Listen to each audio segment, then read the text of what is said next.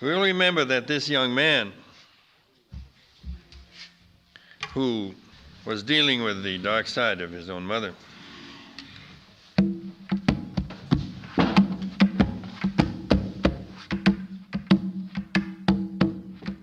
found out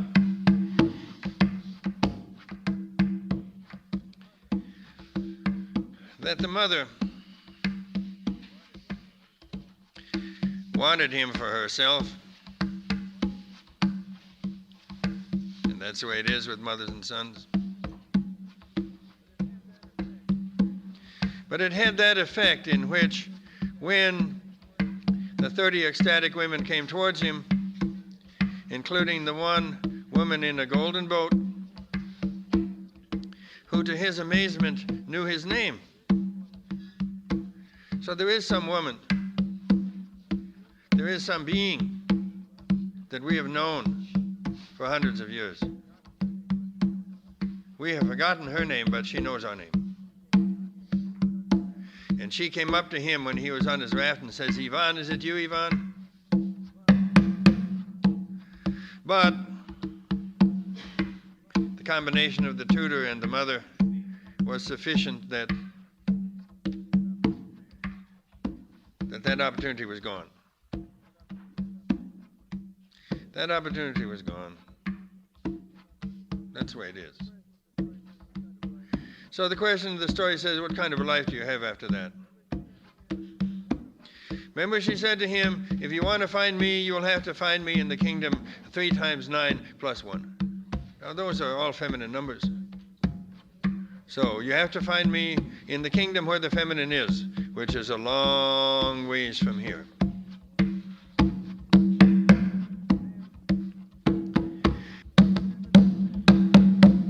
So what happened next then? So after he really began to grieve over what had happened, then it happened. One day, walking in the same part of the forest that he had walked in so many times earlier, he noticed a strange thing.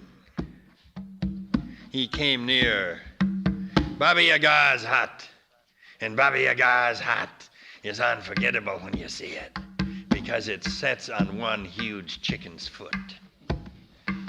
You ever seen a chicken's foot and leg with those scales? That's the way it was. And the hut is round. It's got a door.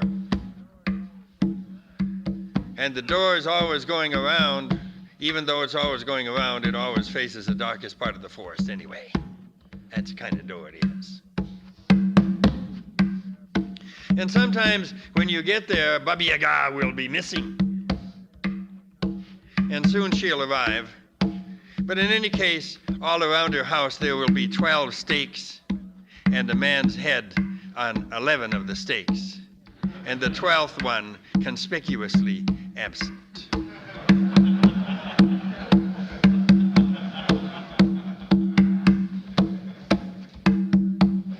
And then sometimes you'll see her coming back. She's riding in a mortar, and she's rowing with the pestle, and she's got a little broom that she sweeps out her path in the leaves behind her.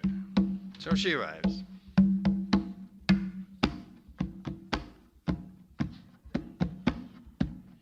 And she says,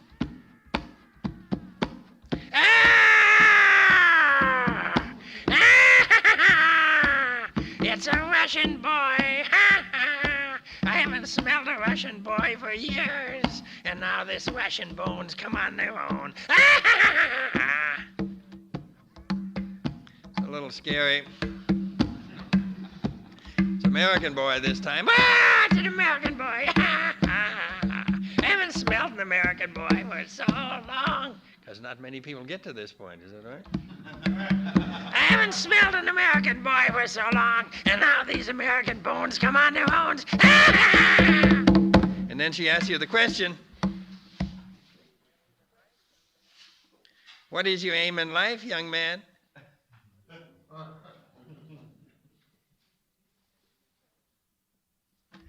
And if you say, well, you see, I'm trying to individuate, you know. What happens if you say that? You're eaten immediately. If you're so stupid, you talk about your spiritual life to enemies, you fucking deserve to die right now. You don't do that. She's the kind of garbage cleaner of the universe. She cleans up New Age people. Get them out of the way.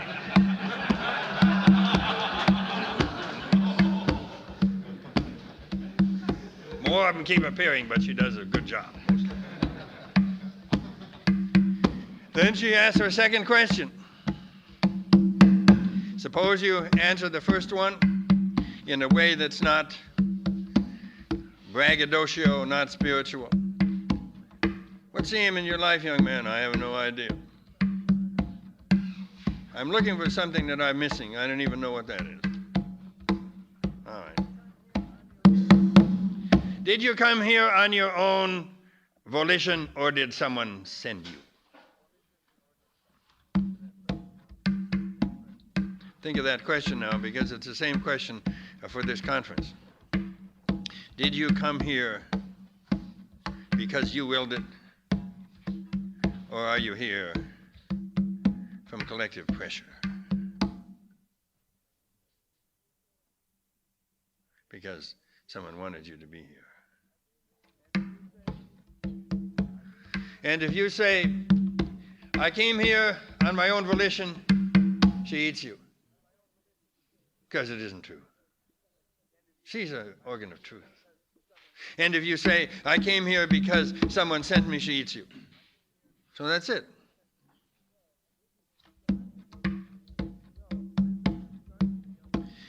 So this is an instruction to young Russian boys as to what to say. If you give either one of those answers, you die. Because she doesn't want. She is a great being. We're back in Martine's world here now. And this one wants truth from human beings, or would prefer that they die either way. Doesn't care.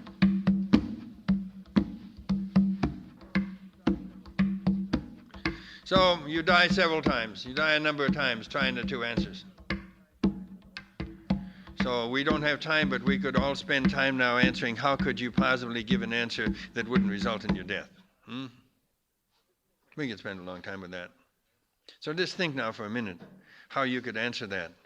Did you get to this point in your life when you arrived here or some other teaching because it was your decision, or because other people have pushed you along in this thing?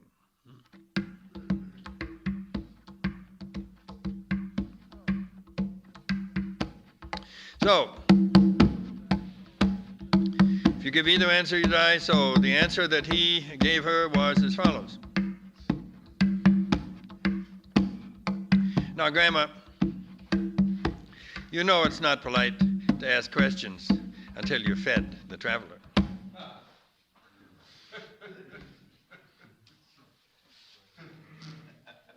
That's the answer. That's one answer. And you got to know enough to say that, so that you don't say, "You all bitch, get out of the way." Isn't that what most of us would think of saying at that point? You die instantly and forever. What you need is courtliness at this moment. Now, Grandma, you know it's not right to ask questions of a traveler before you've given him food. And the old theory, the old idea is that, the gods have to follow rules too. And what you need to know is what rules they follow. They don't control everything. And all that lack of courtliness that we've lost. Come on over here and get in my bed right now. Whoa. She'll get in bed with you, but you'll die later in the morning without noticing it. So that element of courtliness is an incredible thing, which I think we're going to have to rediscover. Now, Grandma, and it's said in a nice voice, now, Grandma, you know that it's not right to ask questions of a traveler before you fed him. And I was doing this with Marion Woodman, and she was Baba Yaga. And she gave the most wonderful sidelong look of her face. Oh, shit, he caught me. There was joy in it, too. Finally, there was a young male juicy enough to be courtly. And so she gives him food.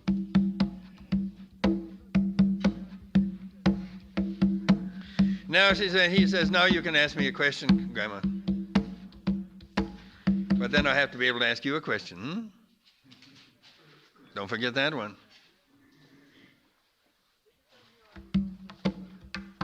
Did you come here on your own free will, or did someone send you? Oh, Grandma, I came on here about 62% of my own free will, and about 85% someone sent me, I think, yeah. And that means that he's not involved in adversarial thinking. That's what the feminists are involved in, either men or women. That's what the feminist men are involved in. Women are good, men are bad. As long as you have that, you're eaten all the time. All the feminists have been eaten by Baba Yaga. She doesn't like adversarial thinking. Russia or America, she eats you. That's how we got eaten in the Cold War.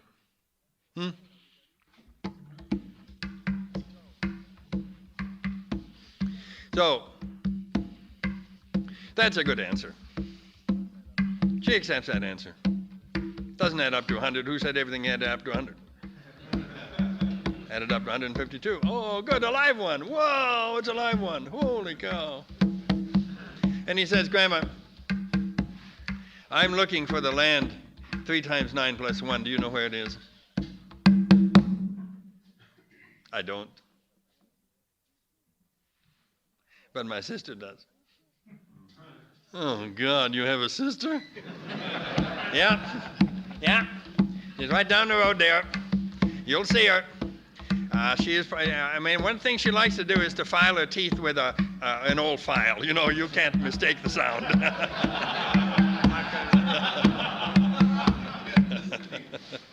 So we've gone this 20 minutes, so I think we'll end the story right here, and we'll continue it tomorrow. So remember, in this part of the story, if you don't accept the feminine, if you want to call it that, or the ecstatic, when it comes on its own terms and speaks your name, it doesn't mean it's gone forever, but it means that when you go back, you're going to find something very different than that beautiful woman on the gold boat. That's right. That's right. It's all raised a notch now. And this is the initiation of young men. This is the training that they know what they're doing. Because to get through to the country of 3 times 9, you've got to go through her now, who will appear in various forms in your life. Could be a wife, it could be many other things. So that's kind of sweet. When she says, I don't know, but I think my sister does. So you just go on down the road there, and you'll see her. So let's leave the story there. Thank you all.